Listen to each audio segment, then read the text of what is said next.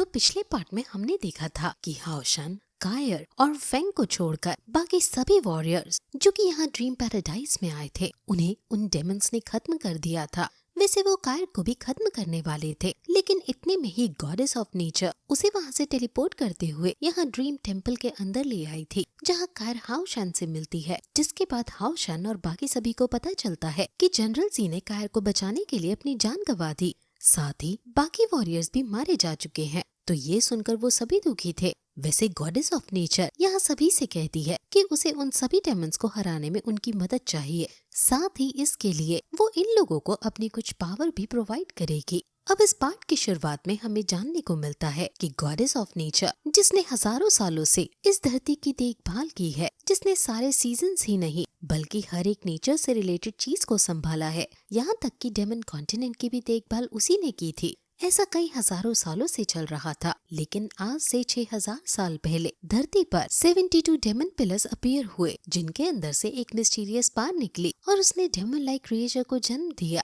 इससे धरती का बचना बहुत मुश्किल हो गया था, लेकिन गॉडेस ऑफ नेचर जितना खुद से कर सकती थी उतना उसने किया। लेकिन अब वो ज्यादा टाइम धरती को प्रोटेक्ट नहीं कर सकती थी, पर उसने अपनी पूरी पार को लगाते हुए किसी तरह से उस मिस्टीरियस पार को रोका। लेकिन इसमें उसकी पूरी पार खत्म हो चुकी थी, मगर मरने से पहले उसने अपनी बची हुई पार से ड्रीम पैराडाइज को बनाया, जहाँ उसने ड्रीम टेम्पल के अंदर एक कोर पॉइंट सेट किया, जो कि ड्रीम पैराडाइज का मेन कोर पॉइंट है। और इनके अंदर टोटल 4 टेम्पल्स आते हैं। पर अब खुद गॉडेस ऑफ नेचर मरने वाली थी, इसलिए उसने जाने से पहले इस पूरे ड्रीम पैराडाइज को संभालने के लिए एक दूसरी गॉड क्रिएट किया। अब ये सब बातें सुनने के बाद हाओशन समझ चुका था कि असल में जो उसके सामने है वो वही गॉड है जिसे गॉडेस ऑफ नेचर ने बनाया था। वैसे वहाँ अभी वो गॉडेस ऑफ नेचर की मूर्ति भी रखी थी। वैसे अभी कार कह रही थी कि इसका मतलब तुम्हें गॉडेस ऑफ नेचर की बनाई हुई वो गॉड हो, लेकिन इस पर गॉडेस ऑफ नेचर कहती है कि शायद तुम लोग गलत समझ रहे हो,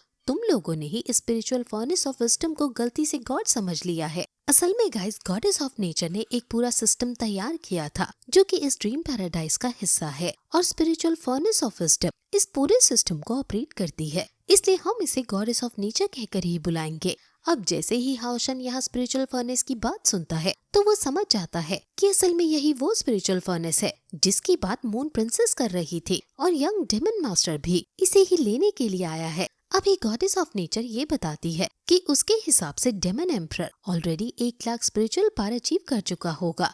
ऐसे में अगर उसके पास गॉडेस ऑफ नेचर की बनाई हुई पावर आ जाए तो इससे वो गॉड बन जाएगा, जिसके बाद उसे रोकना नामुमकिन हो जाएगा। वो बताती है कि सभी डेमन्स ड्रीम टेम्पल के अंदर आना चाहते हैं, लेकिन यहाँ के प्रोटेक्शन बैरियर की वजह से वो अंदर एंटर नहीं कर सकते। इस वजह से वो पहले ड्रीम पैराडाइज के अंदर तबाही मचा रहे हैं, और अब वो शायद ड्रीम पैराडाइज के 4 मेन टेम्पल्स पर हमला करेंगे, क्योंकि इसके थ्रू वो डेमन टेम्पल के प्रोटेक्शन बैरियर को भी डिस्ट्रॉय कर सकते हैं। असल में वो चारों टेम्पल्स ड्रीम टेम्पल के लिए मेन पिलर की तरह हैं। वैसे गॉडेस ऑफ नेचर बताती है कि उसने पहले अपनी होप खो दी थी, मगर किस्मत से अब ये सभी यहाँ उसके साथ है। वो कहती है कि तुम चाहो तो हम मिलकर उन्हें रोक सकते हैं, क्योंकि तुम सन ऑफ लाइट हो, इसलिए ड्रीम पैराडाइज में तुम्हें खास एडवांटेज मिलेगा। अब सन ऑफ लाइट सुनकर फेंग तो बहुत ही ज्यादा हैरान हो गया था।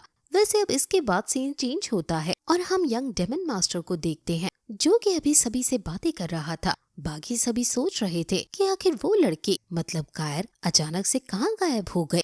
अभी यंग डेमन मास्टर तो जानता था कि ये किसका काम हो सकता है, इसी वजह से वो अपने एक साथी से कहता है कि एक बार फ्यूचर को चेक करो कि हमारा प्लान सही चल रहा है कि नहीं। असल में इस व्हाइट ड्रेस वाले डेमन के पास ऐसी पावर है जिससे वो फ्यूचर को प्रेडिक्ट कर सकता है। वो पूरी तरह से तो फ्यूचर को नहीं देख सकता, पर उसे फ्यूचर के कुछ सीन्स दिखाई देते हैं। अभी यहाँ उसे कई सारे सीन्स दिखाई दे रहे थे, लेकिन इनमें उसे कुछ अजीब लगता है। वैसे एक सीन के दौरान उसे थोड़ा सा डाउट हुआ था, पर अगले ही सीन में एक डेमन ने वहाँ गॉडेस ऑफ नेचर को गर्दन से पकड़कर उठाया हुआ था। इस वजह से इसे लगा है कि सब कुछ प्लान के हिसाब से चल रहा है।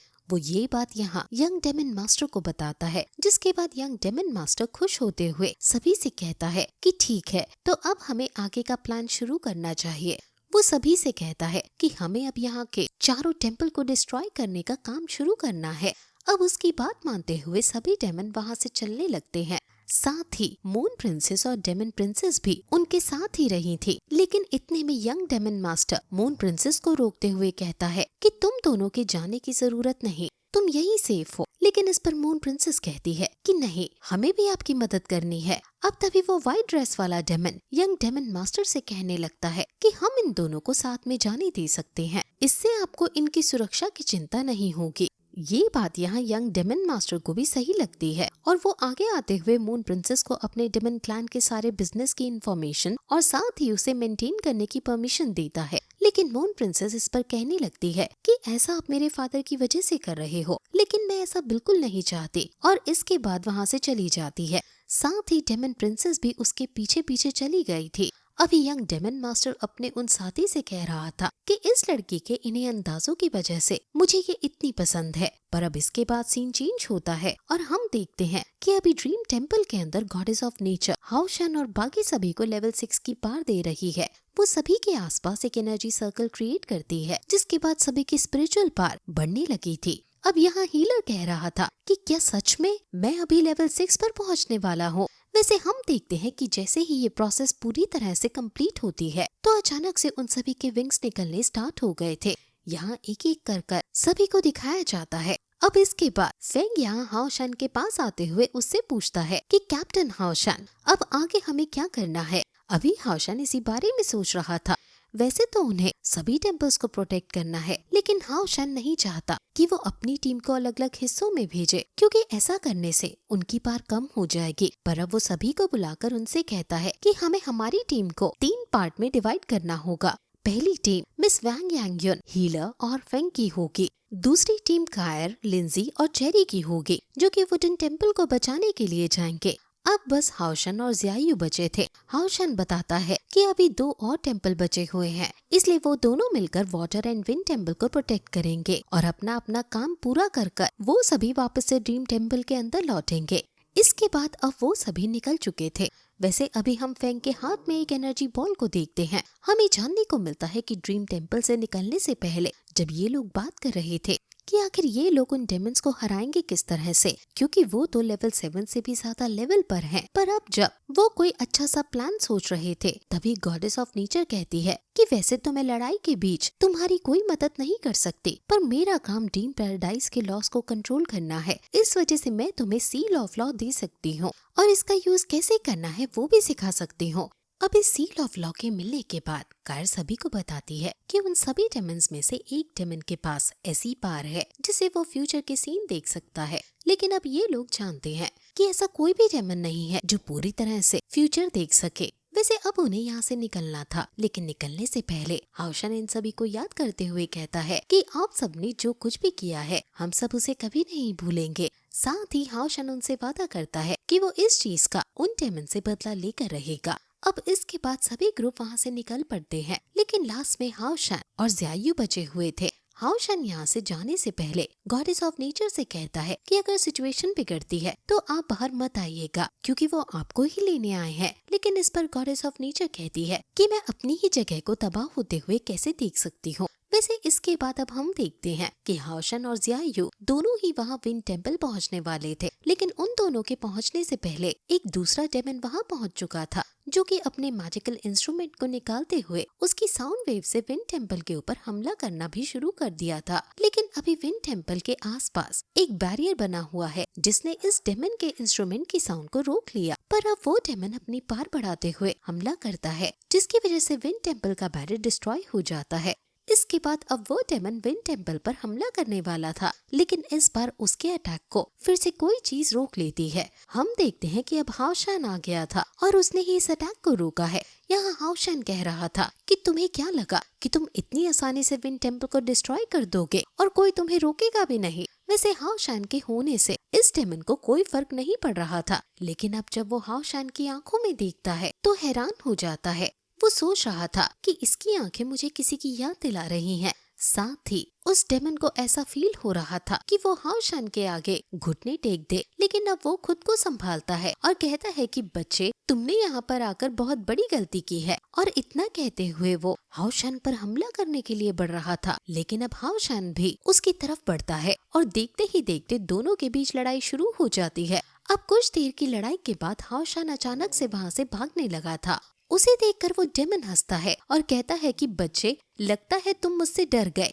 साथ ही पहले की तरह अब वो फिर से अपने इंस्ट्रूमेंट की पार से हाओशान के ऊपर हमला करना शुरू कर देता है। हम नोटिस करते हैं कि हाओशान अभी बस विंड टेम्पल के आसपास ही घूम रहा है और ऐसा करते हुए वो उस डेमन के हर एक अटैक से बच रहा है। वैसे अब उस डेमन के अटैक हाओशान को लग भी नहीं रहे थे, इसलिए वो डेमन अब बिना आगे पीछे देखे हाओशान पर हमला करते ही जा रहा था। वैसे अभी भी वो जब अटैक कर रहा था तो इतने में ही हाओशान पलटते हुए अपने डबल ड्रैगन स्लैश अटैक से डेमन पर हमला करता है, मगर इस अटैक को उस डेमन ने बहुत ही आराम से रोक लिया था। लेकिन अभी ये बस हाओशान की चाल थी, क्योंकि इतने टाइम में ही वो वहाँ उस डेमन के पीछे आ गया था और उसने अपना असुरा स्लैश तैयार भी कर लिया था।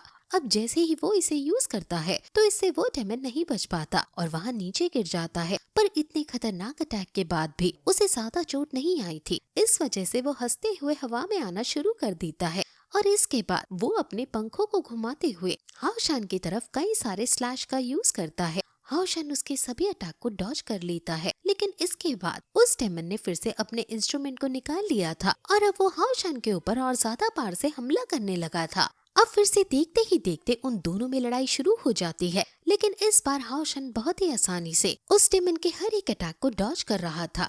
अब इस वजह से कुछ ही देर में उस डेमन को गुस्सा आना शुरू हो जाता है और अब वो गुस्से में अपने उस इंस्ट्रूमेंट को तोड़ते हुए अपनी बहुत सारी एनर्जी का इस्तेमाल करने वाला था। लेकिन इतने में ही हाओशान ज़ियायु को आवाज लगाता है, जिसके बाद ज़ियायु वहाँ पर आकर अपनी लाइटनिंग ग्रेविटी शील्ड को यूज करता है और उस डेमन को कैद कर लेता है। साथ ही अब वो अपनी डार्कनेस की पार के थ्रू उस डेमन पर हमला करते हुए कह रहा था कि तुम अब मरने वाले हो। लेकिन अब उस डेमन का गुस्सा बहुत बढ़ चुका था। वो अपनी पूरी एनर्जी रिलीज करते हुए कहता है कि मैं नहीं बल्कि अब तुम दोनों मरोगे।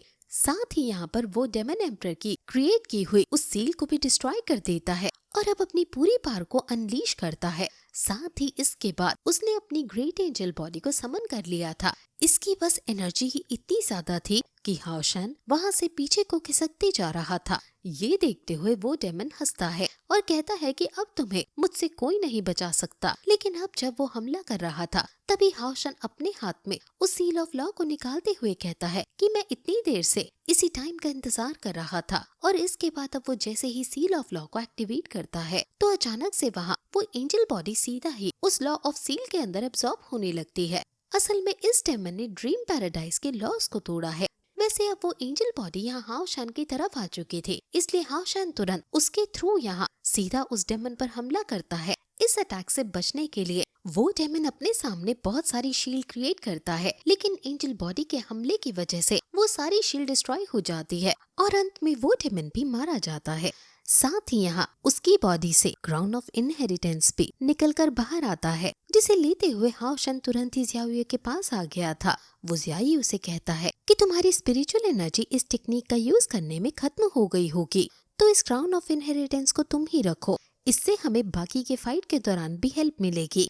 वैसे ज़ियायु चाहता था कि इस क्राउन ऑफ इनहेरिटेंस का यूज हाओशान करे, लेकिन हाओशान के फिर से कहने पर वो मान जाता है और उसका यूज करता है, जिसके बाद ज़ियायु की पावर पहले से ज्यादा बढ़ चुकी थी। अब ज़ियायु कहता है कि अब हमें वाटर टेम्पल की तरफ निकलना चाहिए, लेकिन हाओशान कहता है कि रुको। अब वहाँ से निकलने से पहले हाओशान सीधा ही विंड टेम्पल के थोड़े पास आते हुए कहता है कि पहले हमें एक ऐसा इल्यूजन क्रिएट करना होगा जिससे सभी को लगे कि ये टेम्पल डिस्ट्रॉय हो चुका है। अब जब वो ऐसा इल्यूजन क्रिएट करता है तो इससे एक लाइट सीधा आसमान की तरफ जाती है, जिसे दूर से यंग डेमन मास्टर ने भी देख लिया था। वो अपने साथी से कहता है कि शायद पहला टेम्पल डिस्ट्रॉय हो चुका है, सब कुछ प्लान के हिसाब से चल रहा है। लेकिन अब उसके इतना कहते ही ये पार्ट यहीं पर खत्म हो जाता है।